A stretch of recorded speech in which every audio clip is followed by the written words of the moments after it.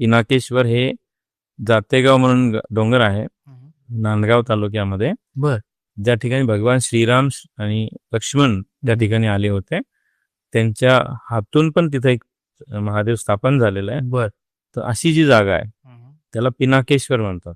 पिनाक म्हणजे धनुष्य, हा पिनाक नावाचं धनुष्य, भगवान शंकराचं धनुष्य, बरोबर. जे त्या ठिकाणी श्रीरामांना दिलं गेलं त्या डोंगरावर. त्या धनुष्याने रावणाचा वध झाला असं सांगतात. अच्छा. पिनाक नावाचं धनुष्य जे श्रीरामांना भगवान शंकराने दिलं, ती जागा म्हणजे जातेगाव. हा आणि त्या धनुष्याने रावणाचा वध झाला असं जे ठिकाण होतं त्याचा जीर्णोद्धार कर अशी आज्ञा भगवान शंकराने जे जनार्दन स्वामींना दिली. मग जनार्दन स्वामींनी त्यानंतर जातेगावला येण्याचं ठरवलं. काठी टेकत टेकतच त्यांचे पाय जादू झाले होते, तरी सुद्धा त्यांनी ती आज्ञा पाळली आणि तिथून निघाले आणि जातेगावला आले.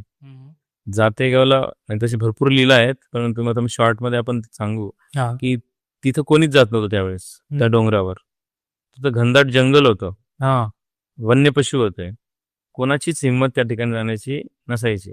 तिथं कोणी गेला आणि रात्री थांबला तर तो मारायचा, म्हणजे कोणीच त्या ठिकाणी जिवंत राहायचं नाही. अशा ठिकाणी जनार्दन स्वामी म्हणत होते की मला आता त्या ठिकाणी घेऊन चला, कारण त्यांना भगवंताचा आदेश झाला. बरोबर. तर लोक मानायला तयार नाही.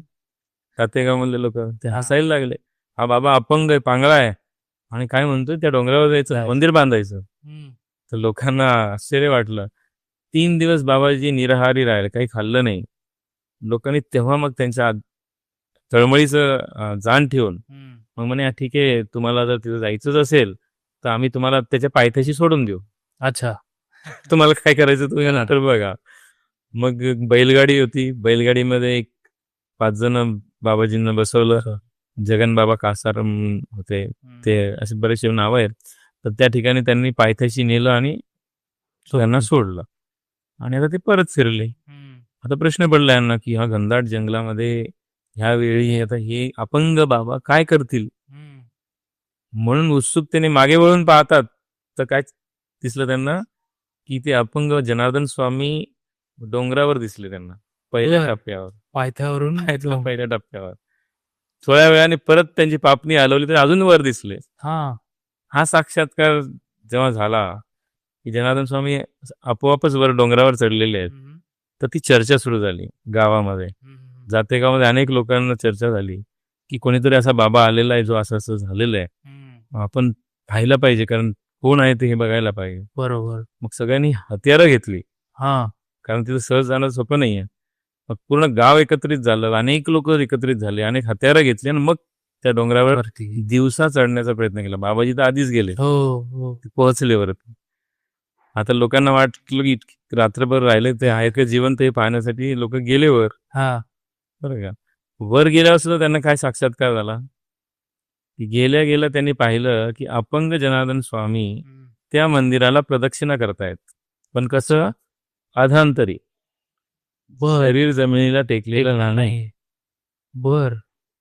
हे जे डोळ्यांनी पाहिल्यानंतर लोकांना त्यांच्या शक्तीचा अनुभव येऊ लागला. बरोबर. त्यानंतर तिथं वरती गेल्यानंतर त्या काहीच नाही, खायला नाही, काही नाही.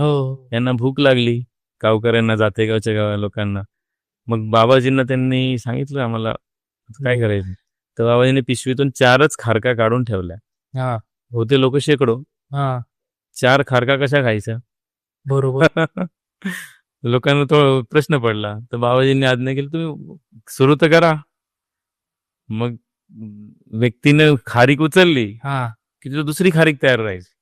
अच्छा. संपूर्ण शेकडो लोक खारका खाऊ खाऊ थकले, पण 4 खारका जशाच्या तशा होत्या.